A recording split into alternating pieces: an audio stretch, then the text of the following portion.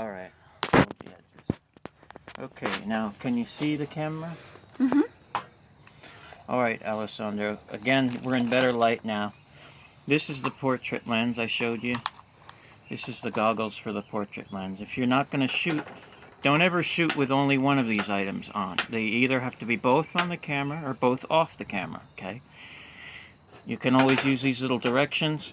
Whenever you use this, it's only good from in short range, so anywhere from 19 to 42 inches is for taking these portraits. You'll be close to your subject and they'll fill the frame and it'll be nice. It's not a super macro lens, it's just for shooting portraits so that you have a nice portrait. Another thing I forgot to show you, we were talking about testing the camera before we use it. Mm-hmm. We talked about this has to be pulled out to the click every time, and once it's out to the click it won't push back in. That's correct. When you pull it out like that, it will function. You have to cock it. If you don't cock it, it won't work. Now this is the button to fire. There's no film in it now. The thing I didn't tell you before was when you push this button to fire, you have to hold it until it's done firing. Now, if you listen, you'll get the 2 clicks. They'll be very fast, though. That was the 2 clicks. Don't let your hand up until you hear the second click, and they may be very fast. Listen. Okay? Because we're out in the sun. Now, if we were in the dark, you could push, and it's darker, you see. It's sun's still coming through my finger, so listen, you'll hear 2 clicks. But you see, I was holding that down. If you let your finger up too fast, you'll have a bad exposure. Watch what happens. As soon as you let your finger up, you get the second click when you should have gotten a properly timed exposure. So always hold this down until the exposure's finished.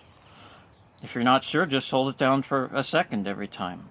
But if you're in real dark, there's going to be real dark times where it might take 10 seconds to make an exposure. The other thing we talked about was testing to see if the electric eye was working, which we're doing now. Bright sun, very fast clicks, cover it over. Very slow clicks. And if you're in sun, it'll click the second time as soon as you let your hand off the electric eye.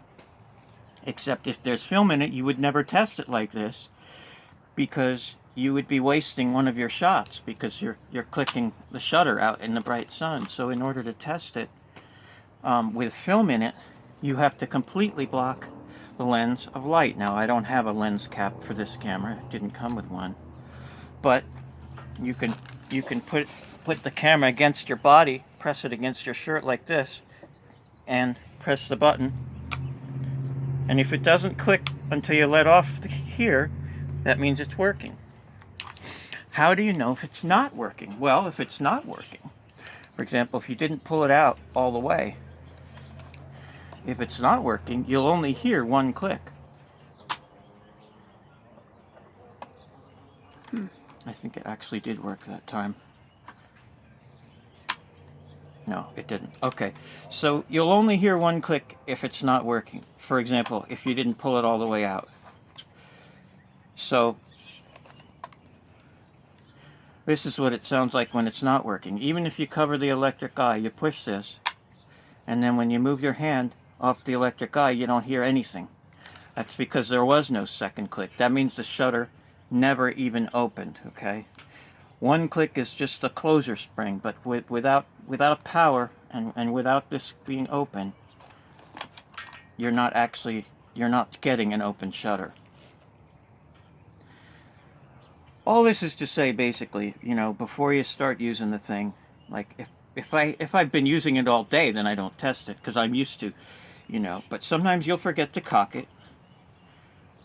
You might forget to pull it out to the click, or the batteries might be dead. Those are the only 3 reasons it wouldn't work.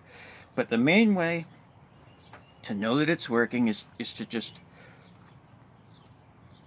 I generally keep this on. This this is a little lens for portraits, but it also works as a very excellent lens guard, you know, to keep dust off the lens. But if you're using that, if you're shooting with this, you always have to have these goggles on with it. And so basically, if you're out in the sun and it's loaded with film, the only real way to test is to cock it and completely get light away from here. Your hand over it's not enough, because the light goes right through that.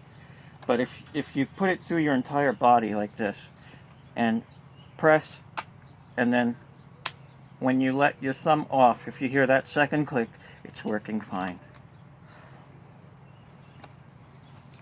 To show you how it would be when it's not working, you cock it, you push this, and you move your hand off, and you don't hear a second click. Try it again.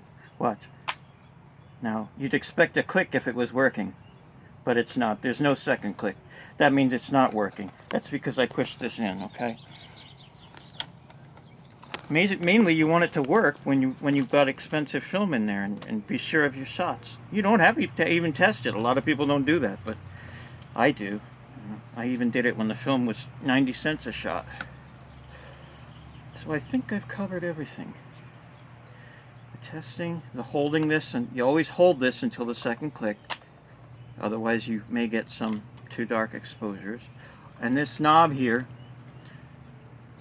I would start this lighter darker knob. I adjusted today with film, and this is the position where it seems to be happy. There's plenty of room to go further lighter. It goes past the markings. If you do need to go lighter, I wouldn't adjust it more than 2 of these small notches at a time. And I think that every 2 notches is a stop. So I think you've got 3 stops within this little scale here. But like an American car's gas gauge, it goes off the scale quite a bit. So you can lighten it another stop past the fullest lighten mark on there. I'll show you. There. Well, about 2/3 of a stop past it. But I'm going to put it back to where it's happy. Now, when you replace the batteries, you may find that you'll need to adjust this a little bit one way or the other. Probably not a lot. If I were you, I'd put new batteries pretty quickly.